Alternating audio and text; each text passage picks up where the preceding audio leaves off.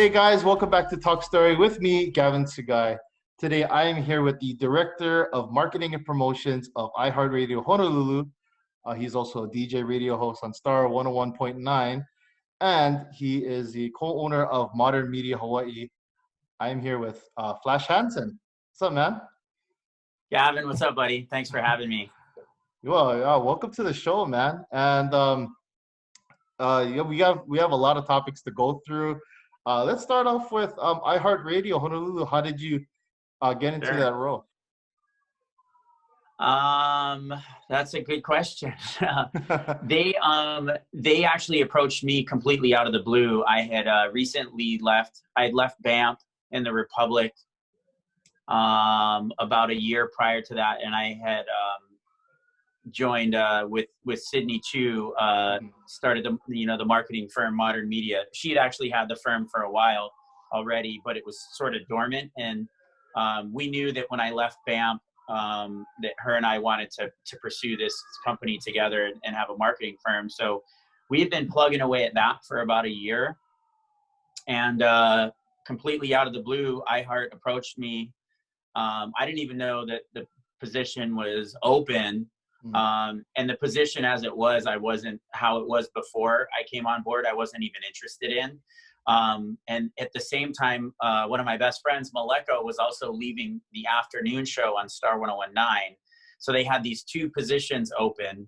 And they, for whatever reason, thought of me. So they just approached me out of the blue and said, "Hey, we don't have a job for you. We have two jobs for you. Are you interested in doing this?" And they knew I was doing my own thing, and I just kind of fell ass backwards into the job. Oh, that's crazy because it's a big change from what you were doing before. Now you're transitioning into this new position and two new positions essentially. Yeah, yes and no, because not only with BAMP, but through everything I've done in marketing. You know, I've been buying radio. I've been a radio customer for 20 years. In fact, BAMP, is probably one of Star 101.9's best customers. So I'm used to dealing with radio, but just being on the other side as a client. And that's actually given me a little bit of an advantage in the job, because I know, it's very easy for me to put myself in the client's shoes and understand what their expectations are. Having been on the other side of it for so long. Very interesting. So how long have you been the marketing director for iHeartRadio? How long has it been? It's actually 2 years this month. In fact, nice. It might even be this week. It's almost 2 years on the dot. Yeah. So it's still fairly new, and but it's been a lot of fun. Obviously, these last few months have been a little interesting, but in general, it's been a lot of fun. And speaking of of radio, I think one question I've always had is, there's this whole transition, especially with you have sites like your podcast, you have Spotify, you have a lot of these different streaming audio sites, and a lot of people just kind of tune into those sometimes over radio. How does radio keep active with these times? One thing, Maleko and I actually started our first podcast back in 2007. So at least locally, I was, a little bit ahead of the curve on sort of where the future of music was going. And obviously with BAMP, I was very dialed into how people are consuming music. And, even consuming radio, you're listening to radio on your phone as much as you're listening in the car these days, or on your desktop, on your computer at work, or whatever the case may be. One thing that iHeart has really put a major focus on, they started a little bit before I started, I would say maybe 3 years ago, but really around the time I started about 2 years ago, iHeart said they really got that the future was podcast, and it very quickly basically bought everybody else out and signed up a bunch of podcasters, and very quickly became the largest podcast network in the world. And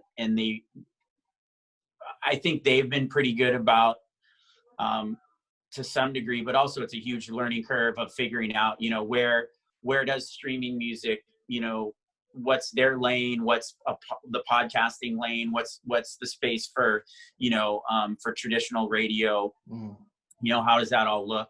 And, you know, it's a very fluid moving target at all times, right? The landscape 2 years ago is different than it is now. And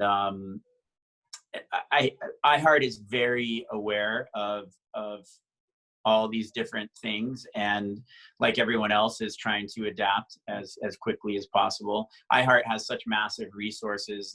We have a little bit of an advantage than some other people do. But having said that, it's also, you're at a disadvantage because it's this massive ship that takes a long time to move around. You're not as nimble, right, as some of these smaller people. But, you know, I'm actually fairly surprised at how many people still listen to radio. The main time people are listening to radio is going to be on their car commuting to and from work. And that's somewhat changing now as people get used to listening to the radio on your phone. You know, iHeart did a big push with the iHeart app about 5 years ago, and they've just really never let up on that. They're really relentless on pushing the iHeart radio app. It's free. And, you know, with the app, you can listen to literally any of our radio stations. You know, we have over 850 stations nationwide. And regardless of the market you're in or what part of the world you're in, you can listen to any station that's that's owned by the iHeartRadio network on the app. And that's proven very successful as well. As far as radio apps go, it's far and away number one. And it's helped people, actually, some people listen to radio more because you just got used to turning off. Once you turn off the radio in your car and you get to work, you're like, that's it. But having the ability to listen to the radio on your phone and then streaming on your desktop has actually made it easier, and in some ways has extended people's listening time, and the amount of people that listen, just because you're able to take the radio with you everywhere you go. Yeah, I like that point that you're saying. I remember a YouTuber was asked this question. He's Casey Neistat, a very famous YouTuber, but he was asked this question about how YouTube fits with with streaming and then even traditional television. And like you were saying, there's categories for each thing. There's podcasts, there's streaming music sites, there's radio station. Same thing with television, right?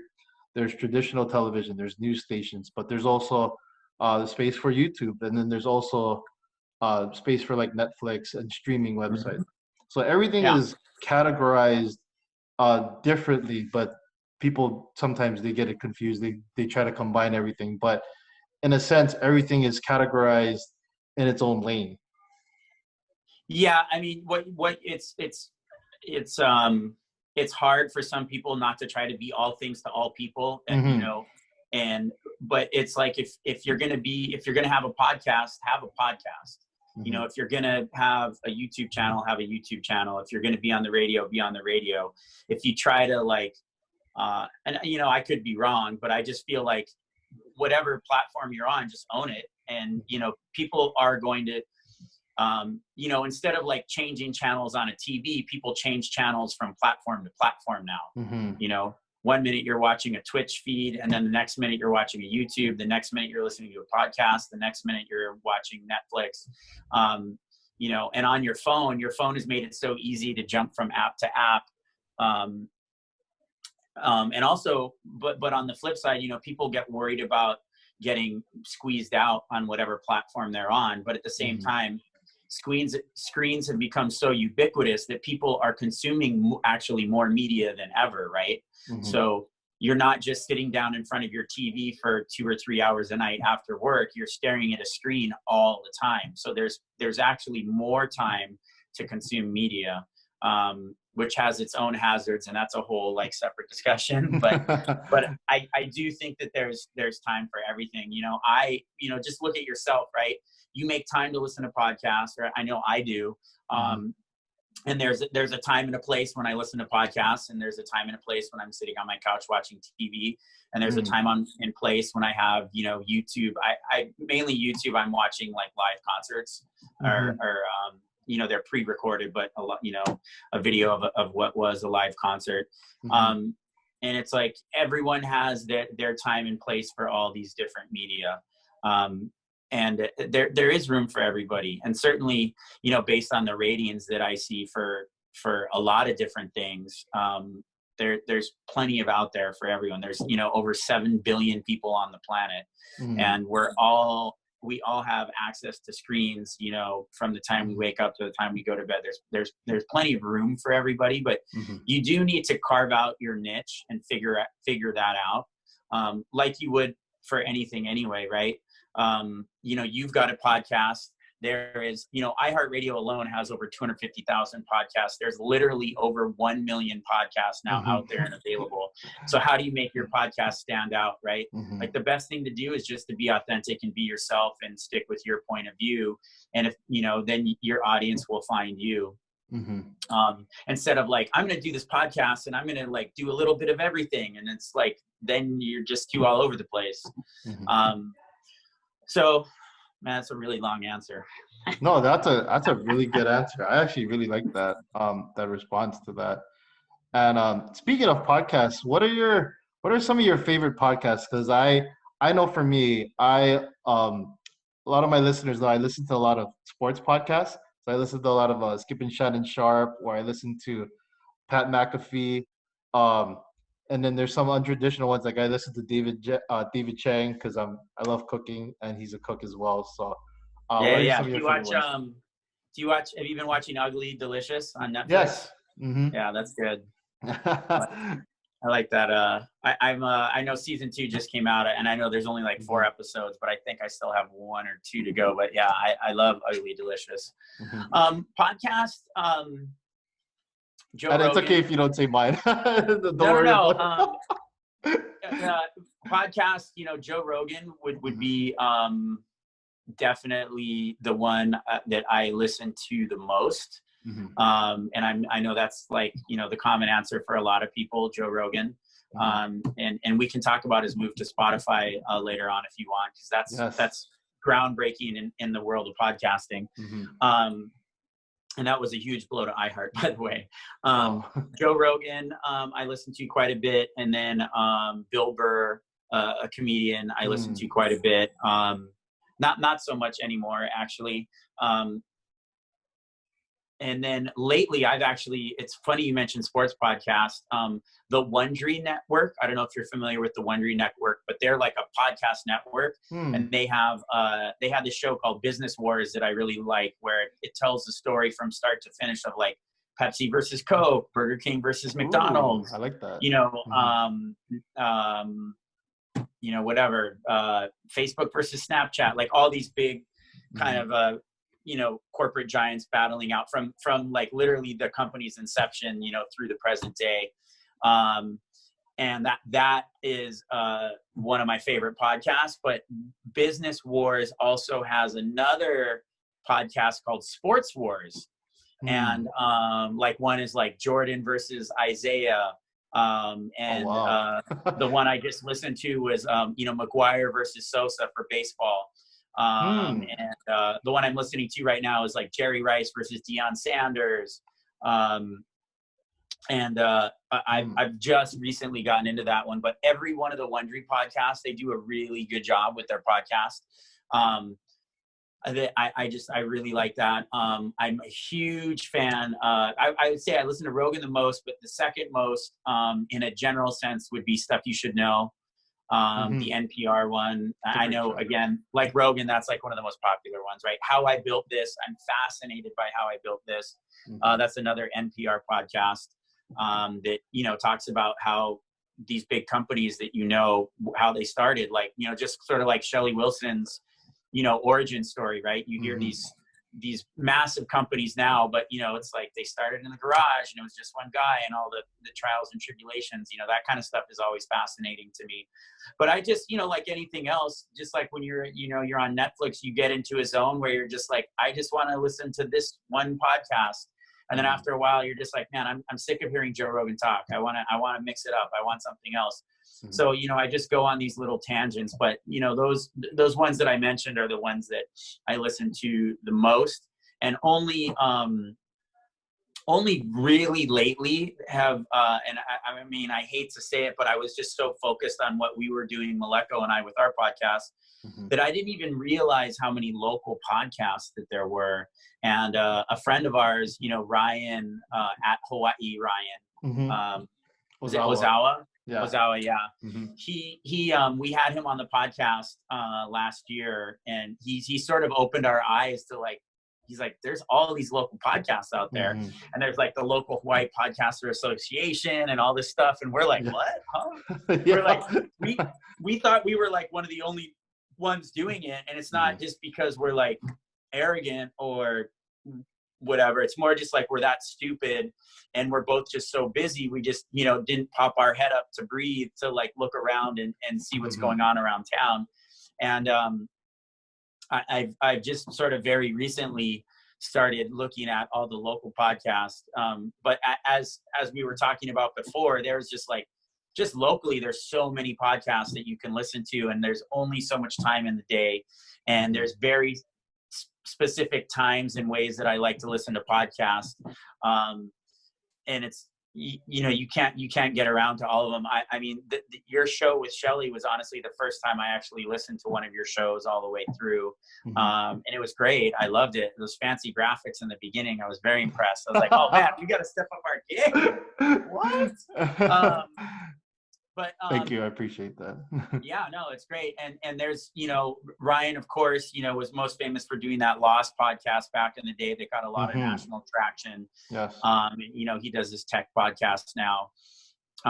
But just, you know, that Facebook group that I recently joined with the Hawaii Podcasters Association, it's great. Like I want to go through and I want to listen to everyone's, and just to see, you know, what other local people are doing and how they're doing it. You know, there's like sort of the tech aspect of it that, you know, I'm curious on a technical level, but also just curious on a content level, and, you know, different people's styles and all that sort of thing. And it, you know, it is very interesting. And I, you know, one thing I really like about podcasts is just how democratic it is, right? Like anybody can do it. You don't need good equipment.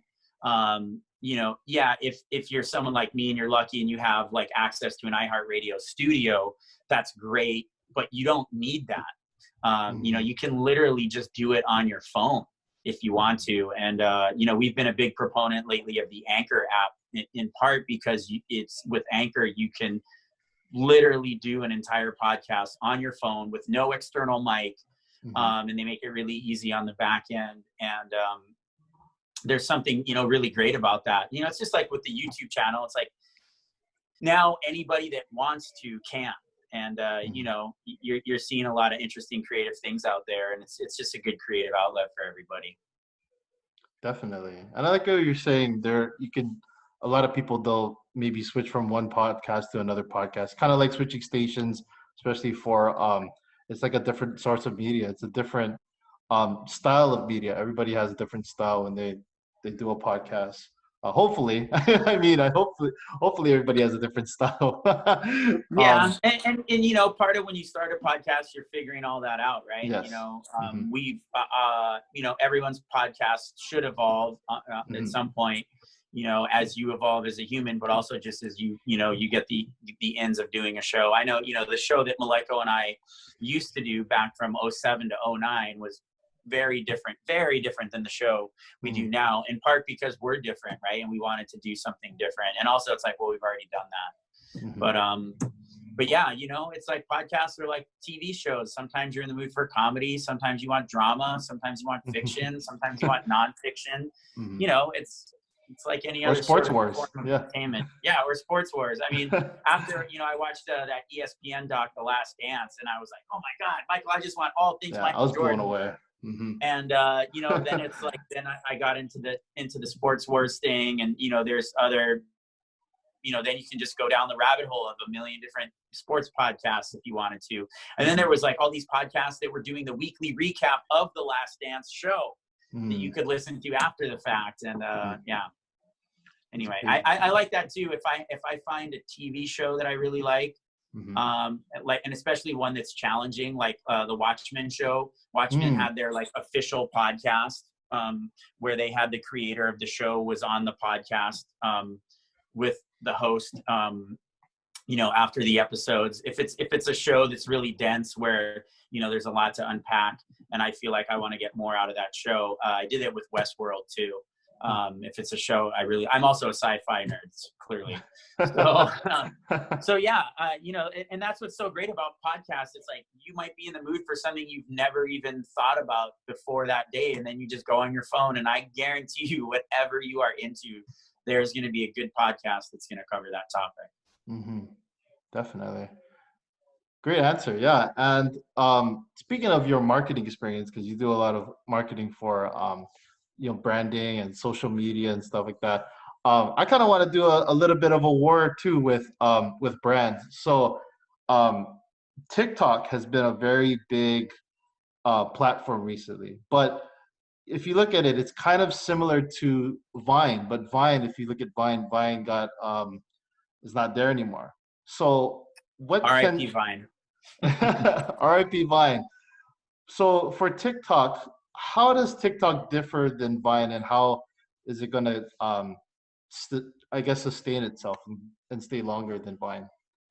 Well, I mean, the big difference is Vine doesn't exist anymore and TikTok does. But, Twitter bought Vine and then just embedded Vine into Twitter. It didn't happen overnight. Twitter kept it separate for a little while, but eventually, Vine just folded into Twitter, and they probably just took their, proprietary tech and just built that into Twitter and got rid of Vine. I haven't been on TikTok enough to really speak to it too much. I'm definitely not the demo for TikTok.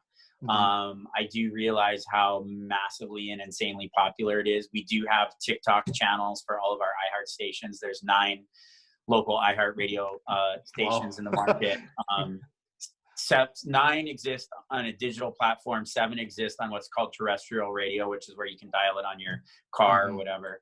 And for, I think 4 of our stations have TikTok, the stations where it matches the demo. And so all I know is, you need to, in a way, Vine and TikTok aren't that different, right? Like TikTok isn't even that different from Snapchat. If you just look at it at a macro level, which is, what platform is this demo, popular with, right? So Vine was popular with teenagers, and then Snapchat became popular with teenagers, and now TikTok is popular with teenagers, but this is over time. So, now the kid that started as a teenager on Snapchat is now a young adult, and, TikTok is for the generation after that, teenagers, right? So, to me, it's more so, it's just that's what every generation, every 5 years or so, teens are going to want to latch on to something that no one else has latched on to. And TikTok is filling the void that used to be filled by Snapchat. And all of these platforms are still relevant, and they all, just like we were talking about, each one needs to find their lane and stick to it. And actually, in the Business Wars podcast, when they talked about Facebook and Snapchat, a lot of what both companies failed at was trying to be everything to everyone. It's like when Snapchat was trying to be more like Facebook, and when Facebook was trying to be more like Snapchat, is when they both failed, versus like, let's just stay true to what our core demo is, and what our core demo wants, and what made us successful in the first place. And so, where to me, the bigger question is, the more interesting question is, where's TikTok going to be in 2 years and 5 years? India just shut TikTok down a couple days ago. So there's 58 million TikTok users in India that now don't have access to it. And, there's a lot of political reasoning behind, TikTok, and that's a whole rabbit hole in and of itself, right? TikTok is owned by the Chinese, and the Chinese government has access to TikTok, and they say it's, it has all your facial recognition, and basically can do an AI version of you based on, stuff that you've given them publicly. And that's one of the reasons why India shut it down. And there's trade and tariffs and all that, and, other political reasons why India would want to shut TikTok down. But, it's very interesting, and I don't really have a great answer for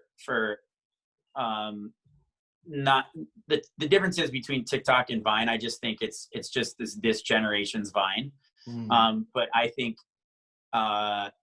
TikTok is going to stick around a lot longer than Vine did, for sure.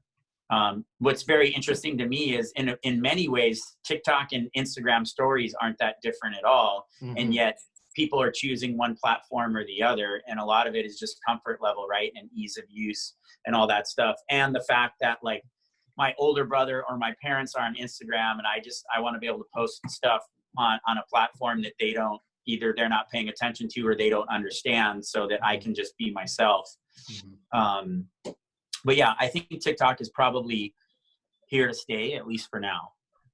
That's a good point, because when you were saying the transition from, teenager roles to adulthood, right? Everybody kind of conforms to a different platform later on. I remember for myself when I was younger, I thought Facebook, or even going back a little bit, even MySpace. MySpace was like pretty nuts to me.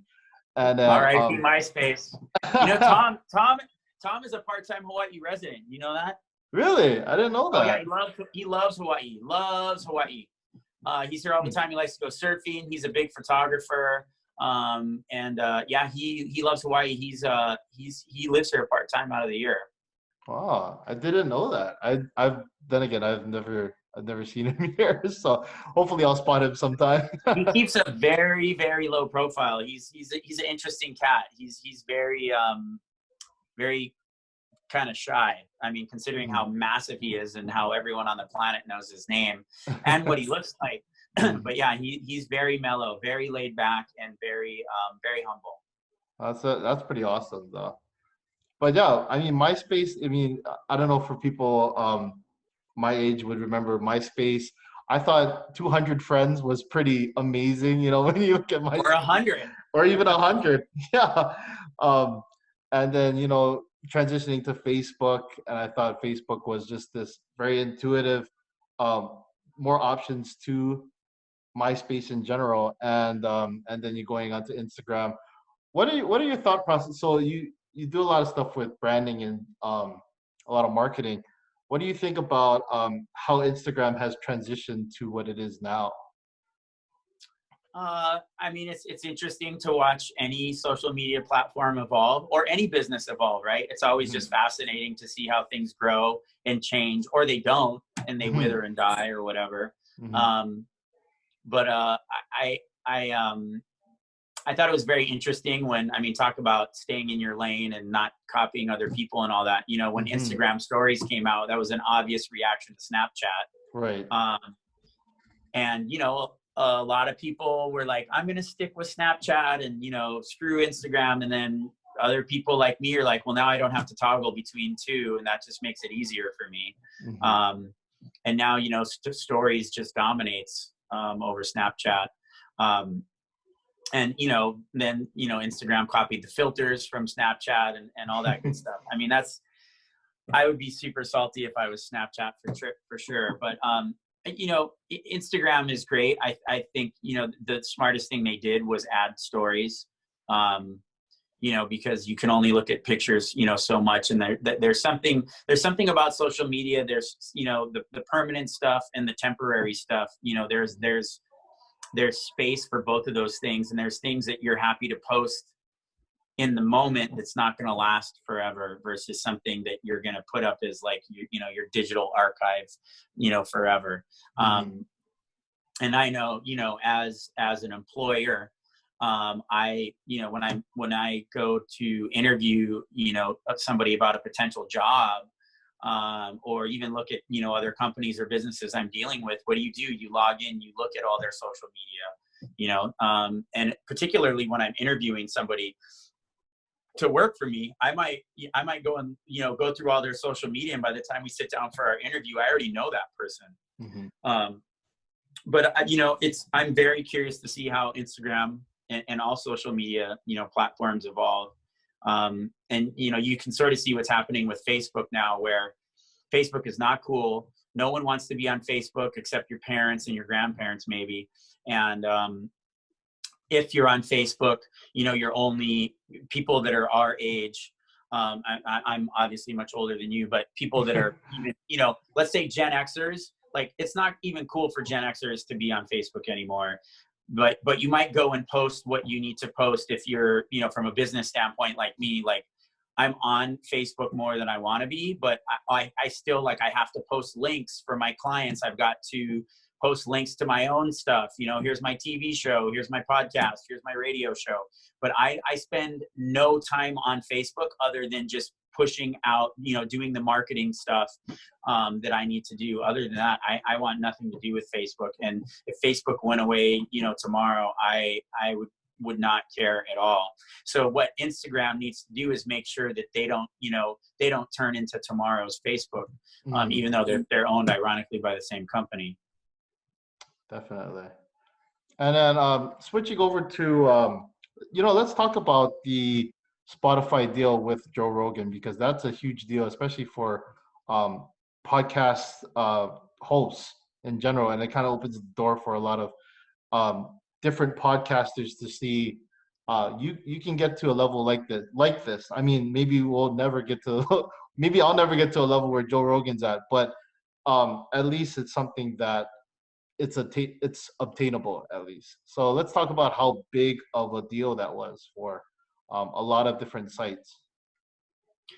Yeah, that deal is interesting. So Rogan does, he started like everyone else does. You put a podcast out there that's audio only, and you listen to it on whatever app you choose to listen to your podcast on.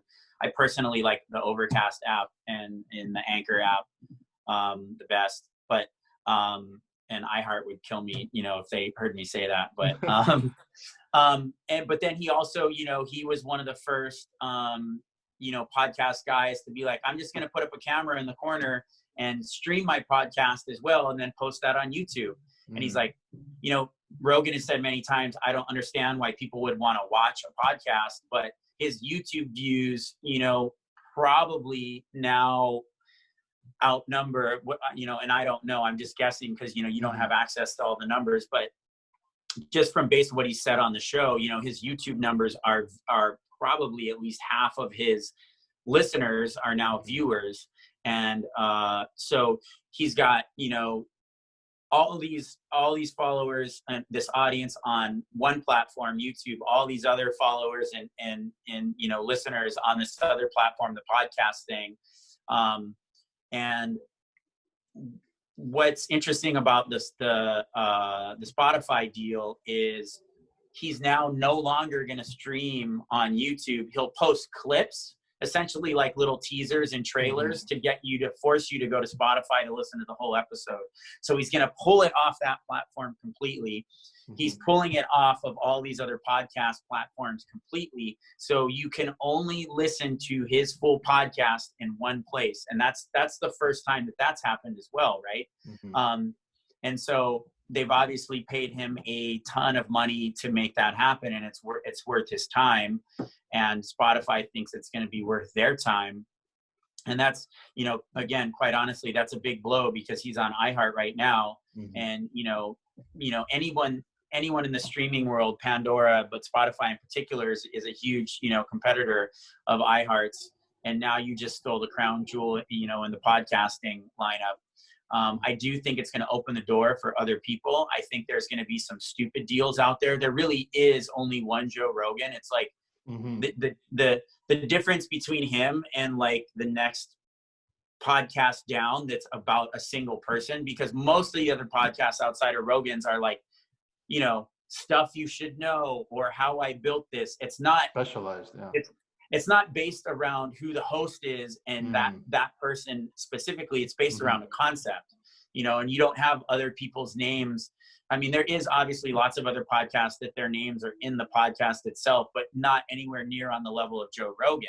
So if Stuff You Should Know fired their host tomorrow and got new hosts, you would still listen. If How I Built This did that, or Sports Wars, or, Pick a Podcast, most of the other podcasts in the top 10 aren't specific to a person. One exception would be the Ron Burgundy podcast, obviously with Will Ferrell.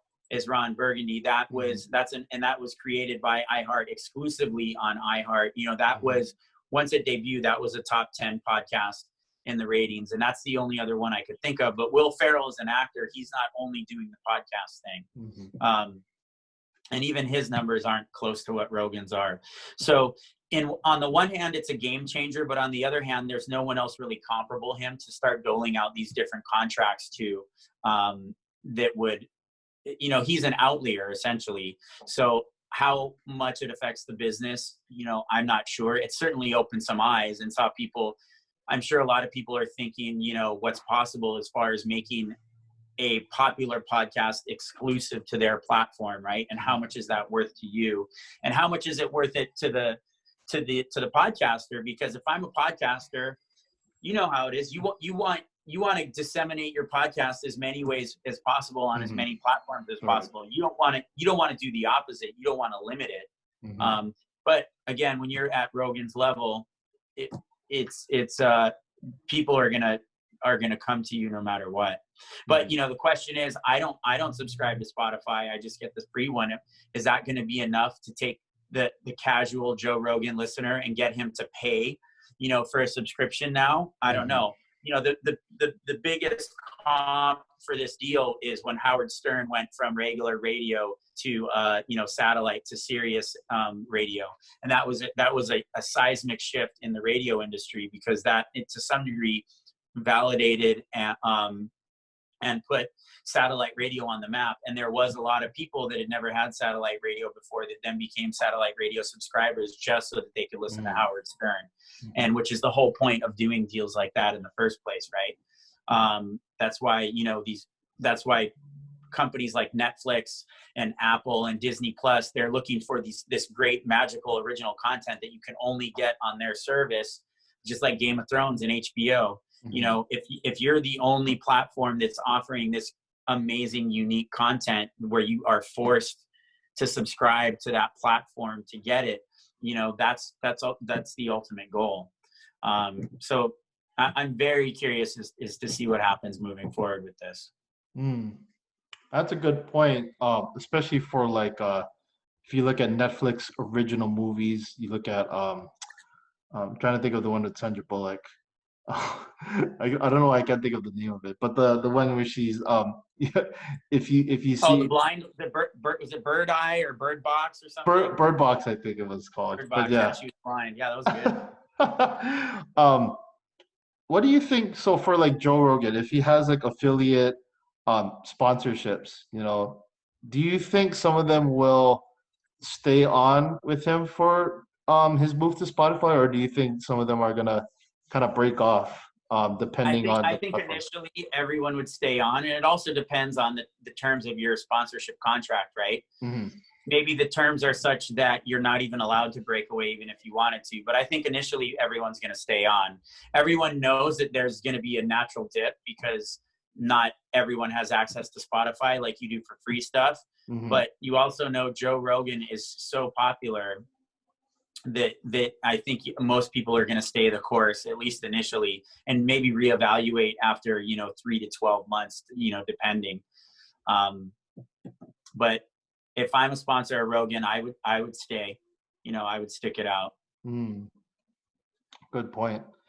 All right. So let's talk about, your marketing, or you as a marketing director back at BAMP Project and the Republic. How did that come about? And you've done it for about 6 years already.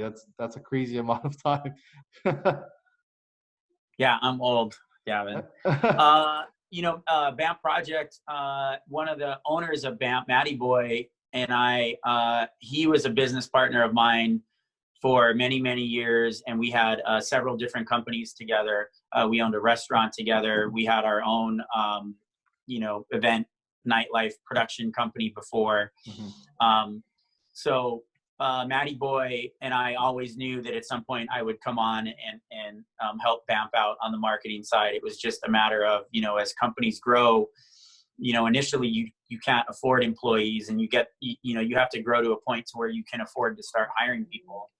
And once, especially with the Republic opening up and the, you know, the experience that I had doing marketing and promotions with, you know, physical venues before, it seemed like the right time for me to come on board. And but so we knew for years that it was, you know, sooner or later that I would jump on board and help them out. What is your most I'd say, what is your most memorable story about that whole 6 years of being a marketing director for BAM Project and the Republic? There, a lot of the most memorable stories you can't talk about because it involves artists and crazy shit that happens, you know, backstage, or, you know, stuff you're not supposed to see and all that kind of stuff. So I don't want to get too much into that, but let's just say there's some interesting divas out there for sure with some interesting requests. But, you know, in general, the best part was all the shows I got to see. You know, that's far and away being exposed to, you know, we're doing, by the time I left BAMP alone was doing 150 shows a year statewide on all 4 of the major islands. And then you had all the different shows at the Republic that weren't BAMP shows, but outside promoters or shows we put on internally. So, you know, I was dealing with 200 to 250 events a year. Wow. So you're talking about, you know, over 1,000 events that I was a part of. So a lot of it is just getting exposed to cool music, cool artists, cool DJs, cool comedians that you didn't even know existed before. Or someone that maybe you'd heard of but were completely indifferent to, and then you see their live show and are blown away. And inevitably, any artist, whether it's a comedian or a musician or a DJ, their live show is always going to be better than watching a YouTube stream, or, you know, listening to you know, a song, you know, streaming a song or hearing a song on the radio. It's not the same. And so I became a fan of a lot of artists that I never would have been exposed to if it wasn't for BAMP. Certainly, I wouldn't have paid to go to a concert for a lot of these artists. But then, you know, because I'm at the concert working, you know, you see all these fantastic shows that are just like, wow, it was really, really great to get exposed to all that wonderful talent. Definitely. And even let's switch over to maybe a lighter topic that people might not know about. But I used to do wedding coordinating, which is I thought it's very interesting. It's an interesting fact. Talk about that experience about, you know, with whole wedding coordinating. I mean, wedding coordinating, if you think about it, putting on an event is putting on an event. Whether you're putting on, you know, a party at a nightclub, whether you are throwing a concert, whether you're doing a store grand opening, or, you know, whether you're putting on a wedding, it's all events at the end of the day. You know, the expectation level is certainly going to be different. Who the client is and the demo and all that can be different. But at the end of the day, you know, to me, doing weddings it's just a different type of event.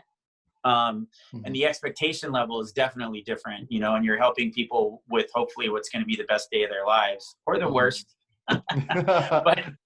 but yeah, it was actually super fulfilling, and I would still do it. I actually have one of my good high school friends has a wedding company, and she would just bring me on, you know, maybe 4 times a year to help her with weddings. So it's not like something I've been actively pursuing, but it's very fulfilling in this weird way, because people are just so happy and they're just so thankful. And, you know, initially when I started doing it, this is when I was throwing nightlife events, and at a nightlife event, you can put in all this hard work. And, you know, if people aren't paying at the door, if people don't come, you could do everything right and, you know, lose a bunch of money. Whereas when you're doing these wedding events, you're getting paid either way and everyone's happy at the end of it. So it was very different in that way. And that was something that I was really excited about.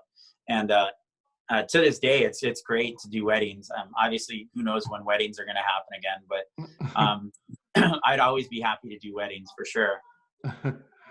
I know for weddings now, I know a few of my friends have had weddings during this coronavirus time. Oh, really? And yeah, which is really interesting because they can't have it in a traditional chapel Yeah. or anything, but they can spread it out. It's a lot smaller. I know my wedding had about 250 people. Of course, now you can't have 250 people. You have to downgrade it to about 10, maybe, Yeah. or Or do it 50. like, I don't know, via Zoom or something. Yeah. Or you space out the chairs maybe for the reception, and then everybody have an individual table. I'm not really sure how that would work out, but um, I know some people have had weddings here where during this pandemic time, which is really I did interesting. not know that. That's wild. And they've been creative. They've had it at their house or just their backyard or something, or um, I'm not really sure who's officiating it. Maybe it's a pastor that they know or a friend. Well, Gavin, I'm glad you brought that up. You know why? Because I can marry you in the state of Hawaii. Oh, that's awesome. I was actually gonna ask that if you were thinking about getting Oh, your I have it. license. I Oh, have that's it. awesome. I've married, I don't know, maybe 4 or 5 different couples at this Wow, point. Yeah. that's awesome. I know for when I Yeah. got I got married, my dad had his license for years, but he's never married somebody. So I was the first one that he's ever officiated, which is Oh, wow. yeah. Wow. That's heavy. That's And cool. That's I, awesome. That I does give me asked him. chicken skin. Yeah, I asked him. One day I asked him. I was like, "Did you ever want to like?" Because I'd never seen him officiate, and I didn't know that I was his first one. And then my sister was the second one after that, which was pretty cool. So Cute. Yeah. With weddings now, I mean, it's, you got to do what you got to do now, but it's not like you can't circle back and have, a bigger, to do later on when you're allowed to, right? Certainly at hmm least a reception, hmm when things get back to normal, Yeah, whatever normal looks like moving forward. But, yeah, you can always do that.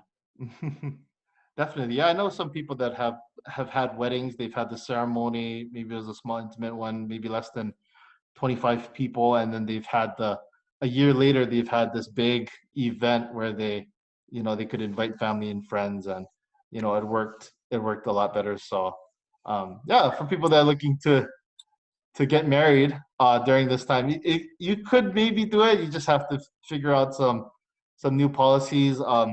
Hit up Aloha Mask, for Nice. some PPE, you know what Nice I'm saying? plug. AlohaMass.com. Yeah, There why we not?